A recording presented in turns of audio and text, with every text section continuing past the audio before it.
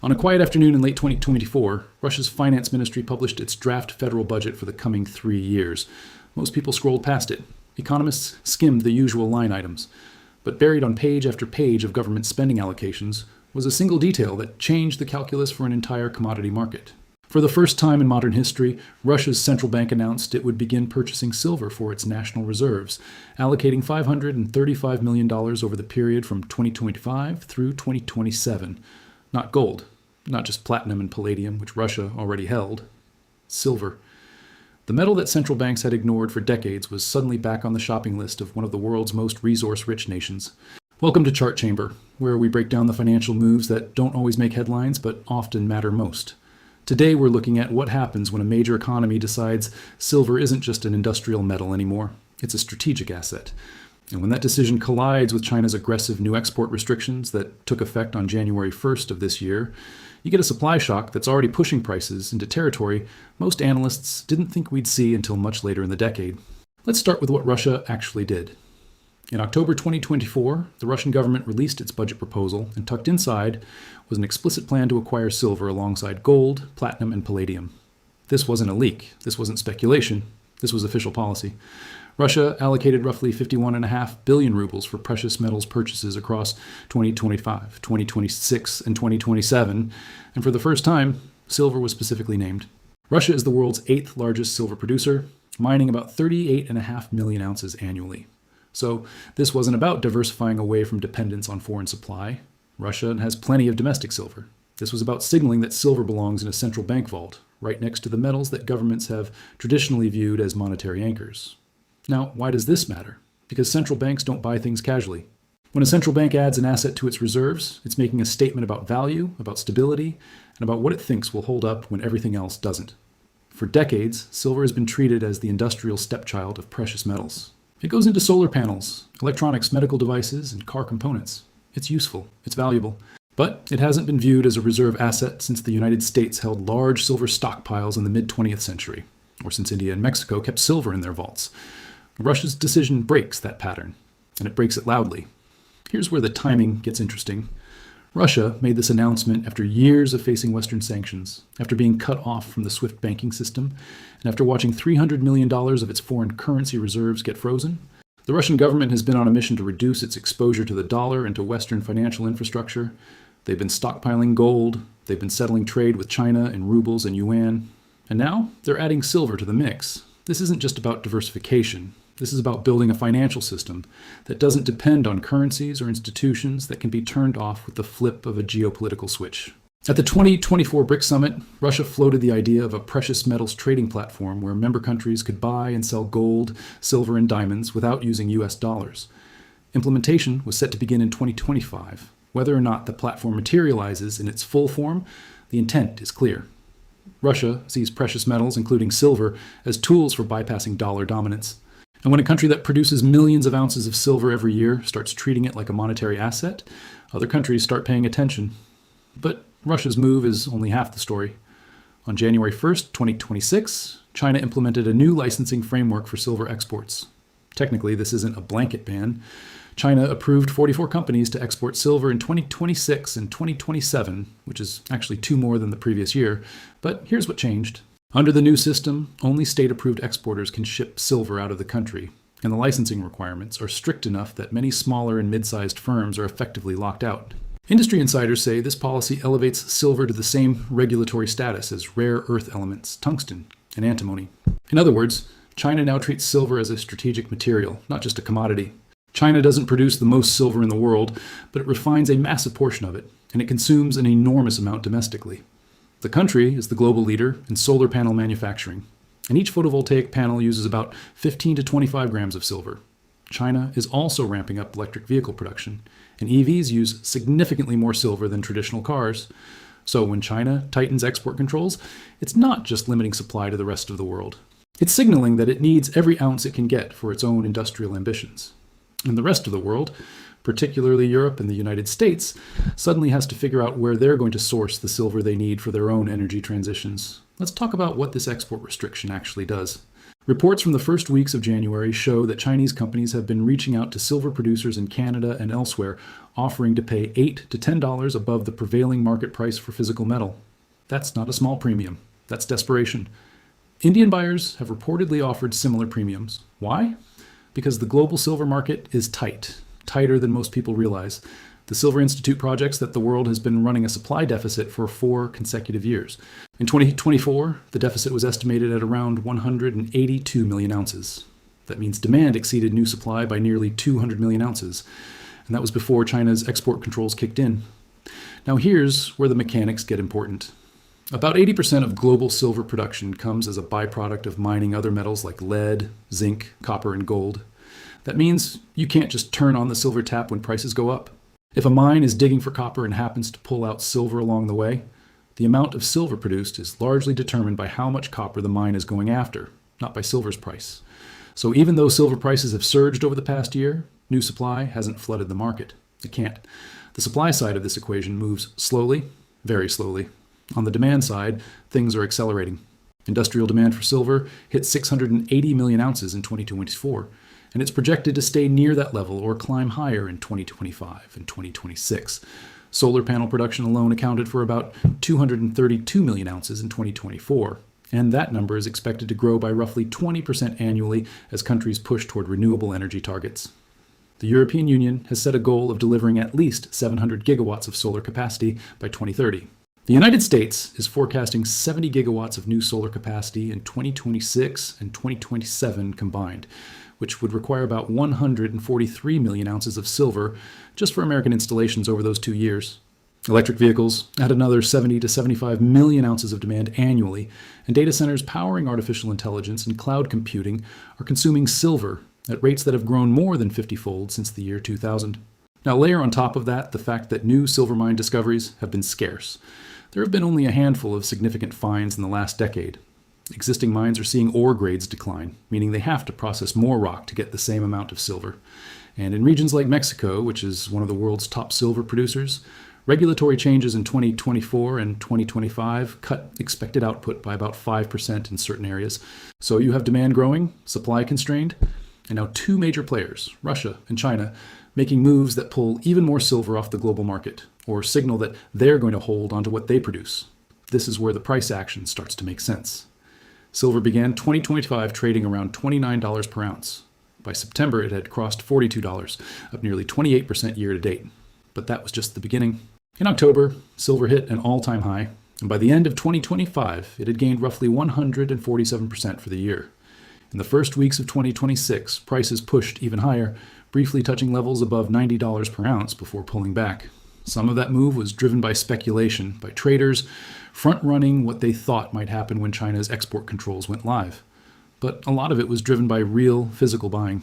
Exchange-traded funds that hold physical silver saw inflows of 95 million ounces in the first half of 2025 alone. Registered silver available for delivery on the COMEX, which is one of the major futures exchanges, dropped to just over 23 million ounces, a 15-year low. When inventories get that tight, prices get volatile. Now, not everyone is convinced that silver is headed straight to the moon. There are real risks here.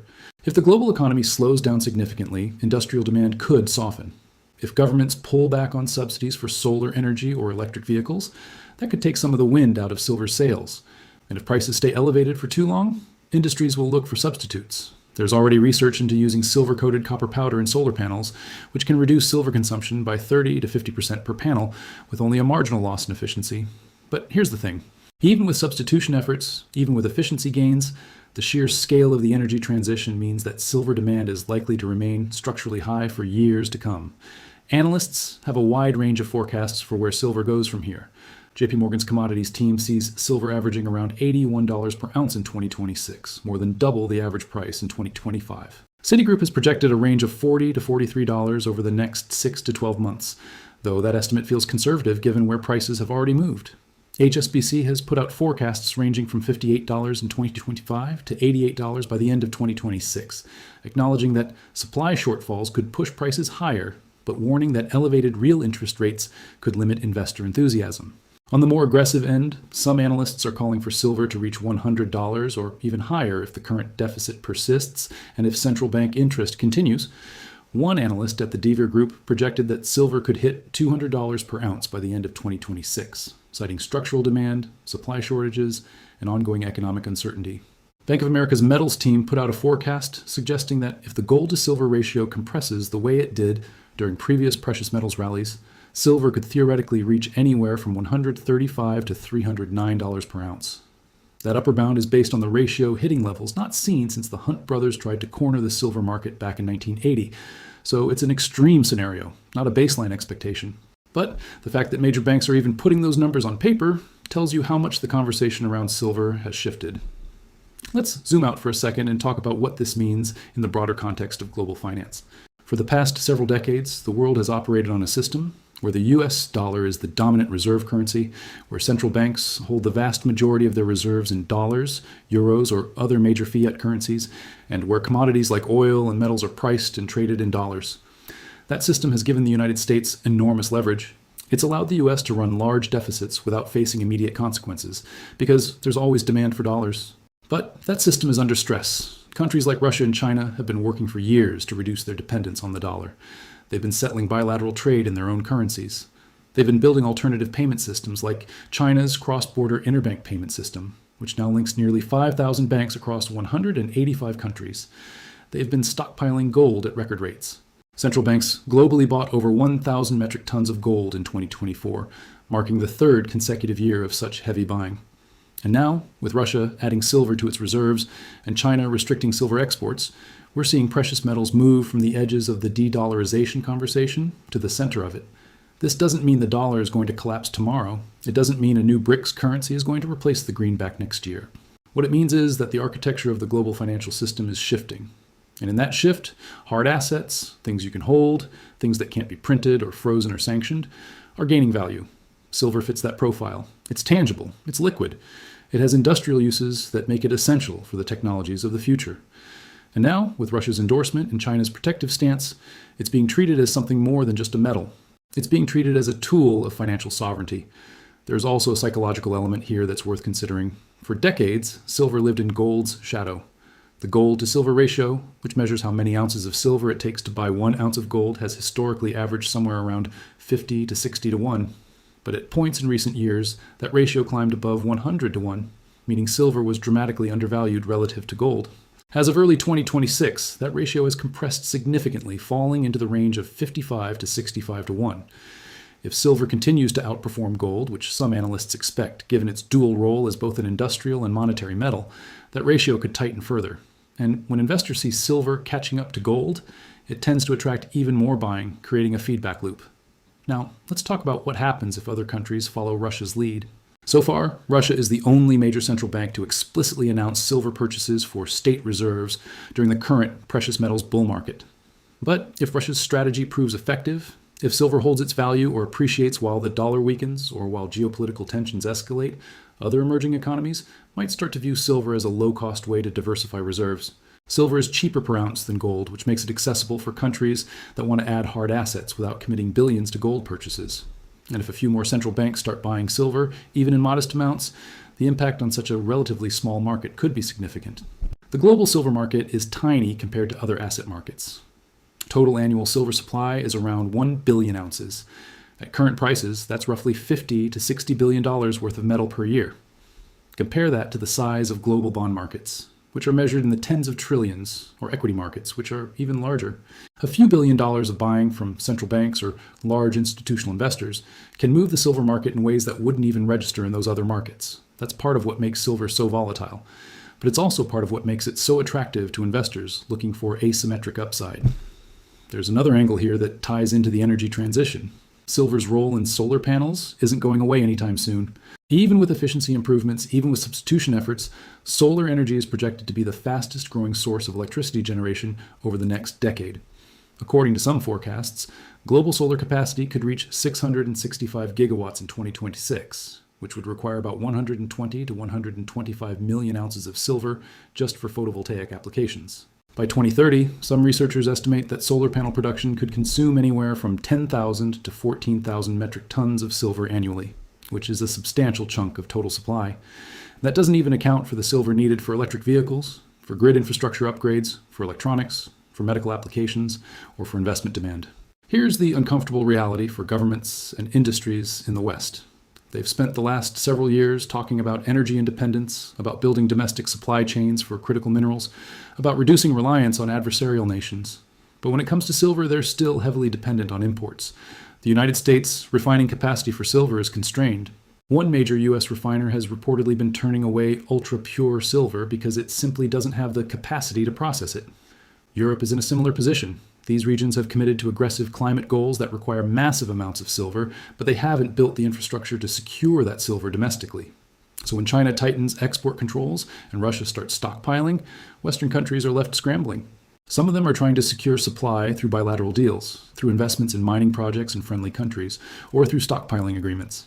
But those solutions take time. Mining projects can take a decade or more to move from discovery to production. Refining capacity doesn't get built overnight. And in the meantime, prices are being set by whoever controls the physical metal. Right now, that's increasingly China, Russia, and a handful of other producers who are in a position to dictate terms. Let's also consider what this means for investors. Silver has always been a more volatile asset than gold. It tends to overshoot on the way up and on the way down.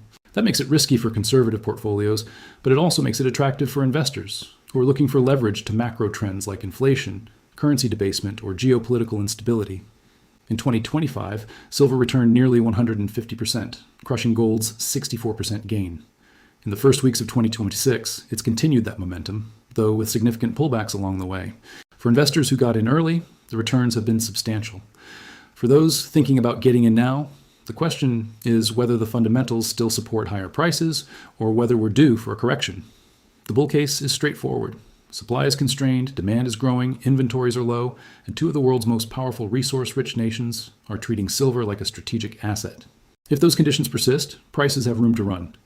The bear case is that we've already priced in a lot of the good news, that industrial demand could soften if the economy slows, and that the recent price surge might have been driven more by speculation than by fundamentals. Both cases have merit. But what's clear is that silver is no longer a sleepy corner of the commodities market.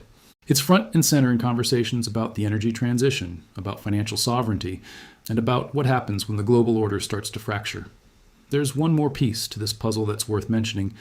Russia's move and China's export controls aren't happening in a vacuum. They're part of a broader trend where countries are using control over natural resources as a geopolitical tool. China has done this with rare earth elements, with gallium, with germanium. Russia has done it with natural gas, with oil, with grain. Now they're doing it with silver. And the message is clear. If you want access to the materials that power the modern economy, you need to play by our rules. For countries that have relied on open markets and free trade, that's a problem. It forces them to either build redundant supply chains, which is expensive and time-consuming, or to accept that they're vulnerable to supply shocks whenever geopolitical tensions flare up. So where does this leave us? Russia has put silver on the central bank map for the first time in decades. China has made it clear that it's going to prioritize domestic needs over exports. The global silver market is running a structural deficit with no easy fix on the supply side. Industrial demand is set to grow as the world builds out solar capacity, electric vehicle infrastructure, and digital systems. And prices have already moved dramatically, but many analysts think there's more upside ahead if these trends continue.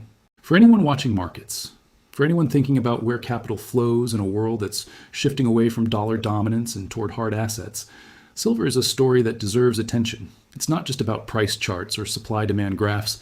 It's about what happens when governments decide that a metal most people associate with electronics and jewelry is actually something worth holding in a vault. It's about what happens when the world's largest refiner and consumer of that metal decides it's not going to share as much of it with the rest of the world. And it's about what happens when the infrastructure we need for the future depends on a material that's in increasingly short supply. If you found this breakdown valuable, go ahead and hit that like button and make sure you're subscribed to Chart Chamber so you don't miss the next deep dive. We'll keep tracking how this plays out, because something tells me this story is just getting started.